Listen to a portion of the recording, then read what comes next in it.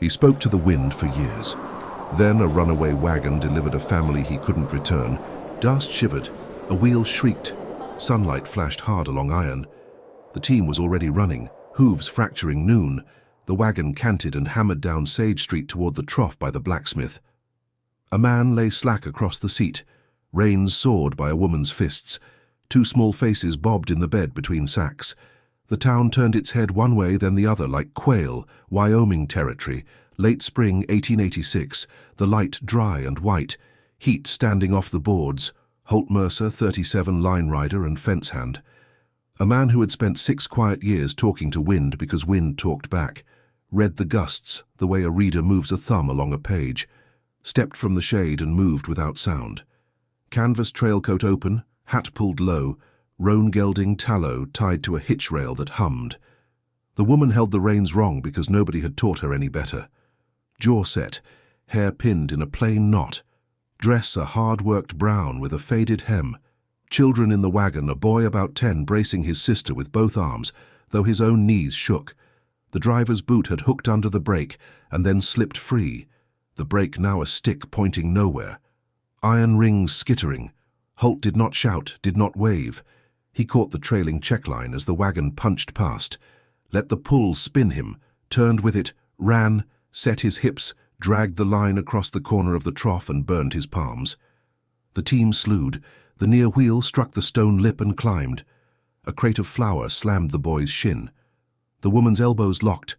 The slack driver rolled and thumped into the woman's hip. The front axle found level again.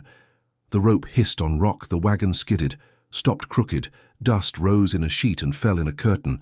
Somebody clapped once and then remembered breath.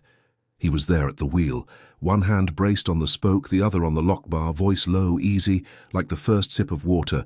Brake now, down. Good, that's it. The woman's mouth opened. No sound. Then a sound that might have been a swallow and gratitude and fear in one. The boy climbed up and over the bed lip to the seat. The girl hung on both of them, small if judged by inches, but not by will. The driver breathed, coughed, lifted, blinked, a skin pale beneath stubble. Whiskey on him and sun. Not dead, not useful, not in charge. The woman's chin lifted a notch, eyes a grey that held ground. The name came later, but the steadiness came now. Holt eased the team to quiet, loosened the checkline from the trough, looked to the woman, kept his hat brim between her and the steering, said, "All right." Back to breath. Nothing broken that cannot mend. His hands stung, a line of red across one palm like a new map. He did not hide it. She watched the mark, not his face, made a count of it, judged something in that count and let the reins loosen into his hand. He guided the team to the lee side of the square where wind did not push so hard, set the brake for good, then turned to the woman and the children as if talking to wind again, because wind and people both answer better when not shoved. Mara Elwood, 25. Seamstress by habit, widow by the sort of silence no paper can explain. 2 children, Thomas 10, Ivy 7. They had been travelling behind a freight outfit toward the rail spur at Raven's Draw until the foreman counted the wrong debts out loud and the driver counted the wrong drinks. Name set, air set, noon still white. Beat 2 arrived fast. A man from the freighting outfit, jacket too tight, voice too wide, pointed at the woman, said the word debt as if it were a fence that could be moved and a person that could be carried. Papers waved, unspecific, the kind of ink that relies on noise.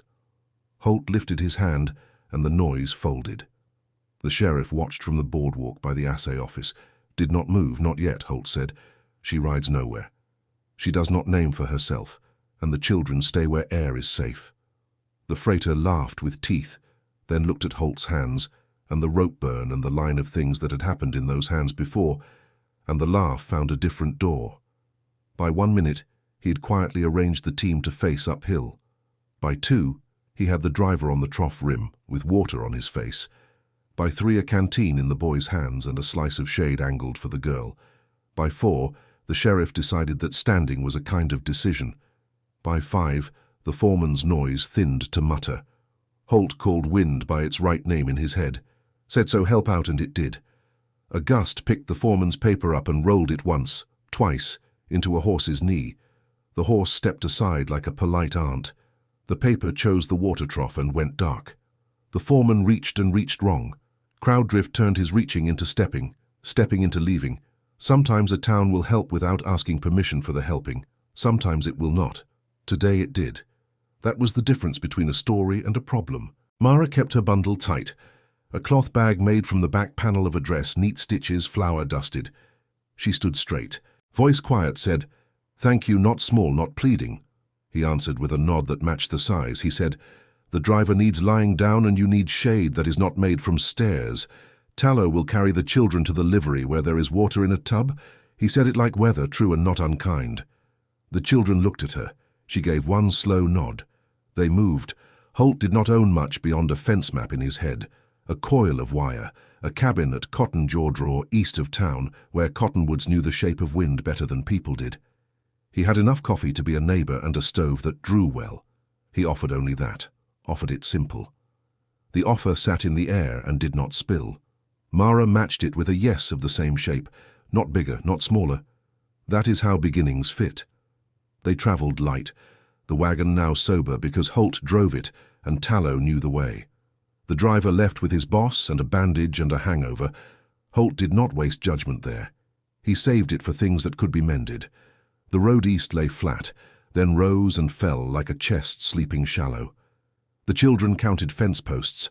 Holt called out the names of low ridges as if he were a minister, naming rivers in a blessing. Dead Colt Wash High Spoon Arroyo, the air held that thin spring taste of alkali and grass. Mara kept both hands on the seatboard, cheeks still flushed from the rush, eyes clearing, hair slipping from the knot a little. Thomas sat tall to look brave for Ivy, and Ivy looked brave because Thomas looked that way. Bravery likes mirrors. They reached Cotton Jaw Draw well before evening, the cabin small and honest. A porch step worn to a shape that matched a boot and a bucket, a small pen, a line of wire spliced new at the corner, a windmill that made a slow iron song. Tallow blew once and set to water. Holt unhitched with hands that did not hurry and did not forget. Mara made herself smaller, and then realized the house could hold her actual size, and returned to it.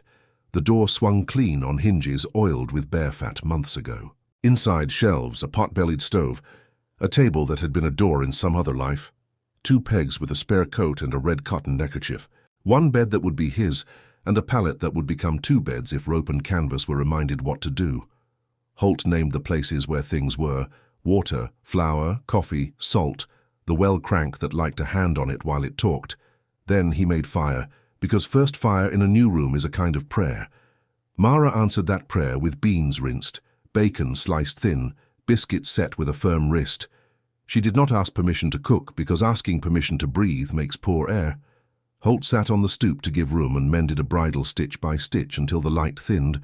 Thomas found the water dipper just so and set it just so. Ivy fed the stove with scraps like a child who already understood hunger's tale and how to keep it out of a room. Holt watched their small shoulders arrange tasks around silence, saw where fear held their elbows a little high, and named nothing aloud. The cabin warmed. The smell of bacon confessed that life was not a joke. Night edged up to the windows and sat down without malice. He kept his rifle muzzled down by the door out of habit and out of the rule that steel points toward ground. Unless coyotes or men forget themselves, nobody forgot. Morning came on bright and brisk. Wind turned from west to north and back, like a man choosing which shoulder hurts less. Holt set tools on the porch: a post maul, a bag of staples, a roll of smooth wire, told Thomas how a fence keeps not just cattle but also sorrow where it belongs. He put Ivy on the job of sorting beans from small stones. A teacher makes dignity when he hands a task, and then steps back. He knew that from wind, because wind hands tumbleweeds a direction and then lets them roll. Work steadied them. 3 days found their ration size, the shape of chores, the part of the yard where laundry could live and not blow into the next county. Mara learned the stove's temper and taught it not to scorch. Holt learned how her hands asked for tools and when to pass them without word. Ivy laughed once by accident, and then blushed and then laughed again on purpose. Town was not finished, though. Town remembers what it can use. On the 4th day, 2 men from the freight outfit rode out slow, hats forward, talk backward. The foreman held new papers that looked like the old ones, only wetter. He asked about debt again, about fees, about how a wagon seat can be a favor and a chain at once if a man talks fast enough. Holt stood by the hitch rail and let his hands hang easy. Mara stepped up beside him and not behind him. He did not tell her to step back. The sheriff had sent a short note that read, "You are in the right until you are not, and I will know when that changes." Holt held the note inside his chest with the other things he believed. The men decided Wind was too strong that day for argument. Wind can be hired sometimes, but not owned. They left with faces that promised return and with hooves that did not know what those faces meant. The second major danger did not come from paper or men. It came from sky, a bruised line on the western lip of Spindle Mesa. Holt watched the change like a reader turning from one chapter to the next. He said, "We go pull a calf from iron wire before rain hits because calf cries will bring coyotes and coyotes bring regret." Mara said Ivy and Thomas can help. Her voice made of resolve and a little fear and then resolve again. The calf lay near the gully. The maps call Black Sluice, wire tight around the hock. A foolish thing but commonplace. Holt slipped the pinchers under the barb, snipped, eased grandmother careful. The sky said hurry without thunder at first and then with it. A smell like pennies turned warm. Rain announced itself in heavy drops big enough to name. Wind said run the high ground. He said it out loud and then did it. The arroyo woke so fast it felt like a trick. Dry stones became a brown muscle. The small footbridge that had pretended to be firm showed itself as slats and rope. Water rose to slap it. Thomas and Ivy had already crossed on the way out with the water low. Now the return asked more bravery than a boy should be charged for. Holt threw the coil from his saddle, rope across to a cottonwood root that gripped red soil like it meant to stay. He tied off to Tallow's horn, rope humming. Mara moved to the bank, feet digging, skirt wet to the thigh. Ivy waited behind her because the girl did what Mara's jacket seam told her to do. Before words, Holt went first, so Thomas could learn how to place fear down and step over it like a rock. Knees bent, body low, the bridge bucked, boards slapped water. He crossed, turned, held out both hands. Thomas came hand over hand on the rope, set each boot like writing his own name, found the middle, hesitated because a log in the water below looked like a hand. And that is a sort of lie water tells. Mara said only 2 words, keep coming, and it worked. The upstream bank coughed once and threw a slab of clay into the current. The bridge bit sideways. Ivy cried out, not a scream, a call. Holt kissed his back teeth and leaned into the rope. Tallow set his feet. Mara leaned back with all of herself. The rope burned and sang at once. Thomas slipped the last step and caught the rope with both arms, left forearm scraped open by a nail head, eyes huge. Then he was in Holt's grip, and then he was on the bank, and then he was crying because sometimes a human needs permission from ground before tears will come. Ivy crossed next because courage likes to borrow fresh from someone who just used it. Mara came last because that is the arithmetic of care. Her feet hit mud and slid, and she did not curse because children ears. Holt reached and steadied her elbow. Heat hit in both faces that had nothing to do with weather. Rain made a lace of drops along her hair. She laughed once breathless. He laughed once quiet. The bridge let go behind them with a sigh. A carpenter would have understood in his bones. The arroyo ate it and did not choke. The storm spent itself like a man who has thrown too many punches and then wants a chair. Wind turned polite. The world smelled scrubbed. They walked home soaked and proud the way survivors do. The cabin received them with a hiss of stove and steaming boots. Holt cleaned Thomas's scrape with carbolic and not too much pity. Mara wrapped Holt's old rope burn again with new cloth. Her fingers steady, her eyes not steady at all. They said nothing that would make too much of it, and everything that would make the right size of it.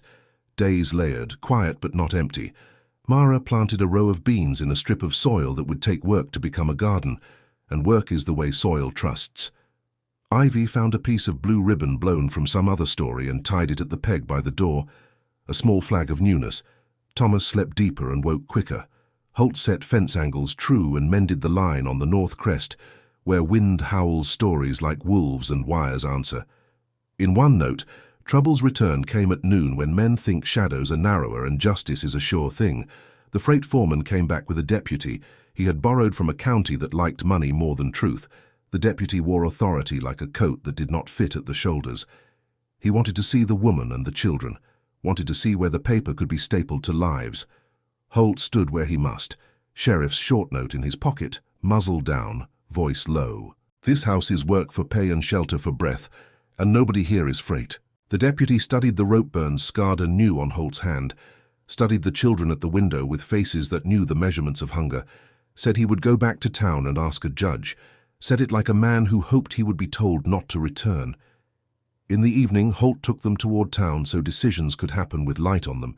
They reached Sage Street in time to see the deputy at the door of the assay with hat in both hands, the sheriff beside him, conversation simple and public. The judge had read the law, and the law said people are not wagons and children are not debt, and any paper that says otherwise is a joke without the smile. The foreman scowled and counted backwards again, then left with a new story to tell about wind and luck, and how some men cannot be pushed because the ground itself holds them. The town had a way of pretending it did not watch heroics. It watched anyway. It watched how Holt stood not taller but truer, how Mara did not hide, how Ivy held the blue ribbon in her fist and then let it wave, how Thomas took off his hat in front of the sheriff without being told, and then put it back on by himself, because he had learned where his head was. Summer leaned closer. The cabin grew a habit of laughter that did not argue. Holt put up a second bedstead and pretended it had always been there. Mara cut a dress from coarse calico, the color of rain shadow, neat darts, the line of the waist not vain, just proud. Holt taught Thomas how to throw a loop that says "come here" without saying hurt. Ivy learned where the stove's teeth hide and how to keep biscuits golden and not brown. Tallow learned to accept an apple with a little show of play as if he were still young. Pasture stayed dry. Then quick fire kissed the grass 2 ridges over, lightning's handwriting on the world. The 3 of them set a backfire line along the lee fence.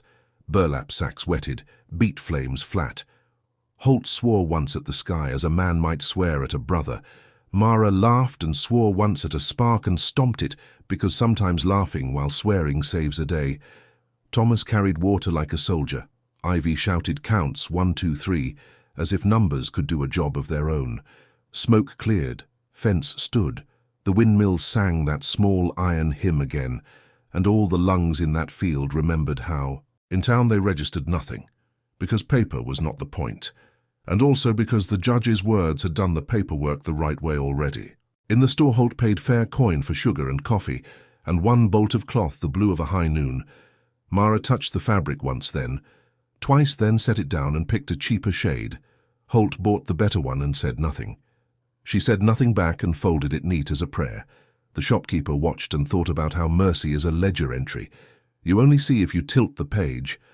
Late in the season, the freight foreman found a different job on a different road, and the town forgot his name the way a field forgets boot prints after a rain. The deputy returned to his own county and told a story he liked better than his hat.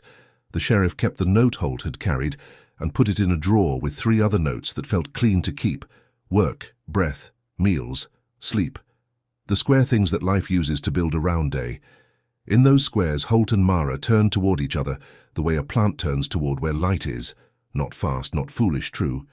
When they stood side by side, people forgot to look for scars and started to look for the shape the 2 made together. The cabin told its own story with the door half open most days and a cup left on the sill so light could touch tin and make a small star each morning. Autumn set a gold rim on the cottonwoods at Cotton Jaw Draw. The wind ran along the fence and hummed in a key Holt had learned when silence was his closest friend. He still talked to wind. Now it talked back with new words, names said out loud. Mara, Ivy, Thomas, not as a chain, as a chorus. Ivy tied the blue ribbon to the windmill ladder and watched it speak a language only ribbon knows. Thomas practiced a loop until it remembered him. Holt's rope burns faded but left their truth. Mara's hands softened a little but kept their hard wisdom. The day that felt like an ending while remaining a beginning started bright and stayed that way. Work early, bread on the table by 9, water at the windmill by 10. The 4 of them rode along the fence to check staples at noon, Holt and Mara side by side, reins easy, Tallow tossing the bit. Ivy on a small mare named Sable they had gentled together, Thomas on a rangy bay with a stubborn mouth and a loyal heart, the sky a high-polished thing with enough blue to prove nothing would fall. They crested the low saddle above the cabin. The valley spread like a map, windmill turning, porch shadow cool, the garden row green enough to crow about. Holt slowed so they could see the place become theirs in their own eyes. Mara reached across and touched his wrist once, light as if the notion might break if handled wrong. It did not break. He covered her hand with his. The children shot ahead to race to the water trough. Laughter pealed. No threat anywhere. Rifles stayed down, muzzles a polite line toward earth. They rode in then, bright, slow, sure. Dust a soft veil around the horses' hocks. The door stood open, the cup on the sill caught the sun and threw a star back at them. Ivy shouted something about biscuits. Tomas asked if he could splice wire after supper. Holt said yes because saying yes is the currency of a good father, and because the fence would like the company. Mara slid from the saddle and landed clean, her dress the color of rain shadow. The blue bolt already cut and sewn into a ribbon at her throat that made the day sing higher. The happy ending was not loud. It was warm. They stepped into it and found it held. No one came to take from them. No judge was needed, no fire ran, no rope strained, breath went out and came back in easy. Holt set the kettle, Mara set the bread. Ivy set the table. Thomas set his shoulders in that new way boys do when something inside them says this place is home, and that means I am a shape in it. Wind moved across the cottonwoods and said, "Well done," in a tongue. Holt had learned alone and now heard together. He had spoken to wind to keep from breaking, and the wind had answered by delivering not an echo but people. A woman with a steady jaw and 2 children who knew how to make rooms warmer by standing in them. A runaway wagon had tried to write the first page of a different sort of story and failed. The right one began instead. Years unspooled ahead, fences to mend, bread to bake, small dangers to meet with brave hands and quiet voices. The family could not be returned because they were not lost goods, they were found. And finding is what a good country is for. Subscribe to the Wild Frontier Tales and tap the bell. If this story moves you and keep riding with us, see more.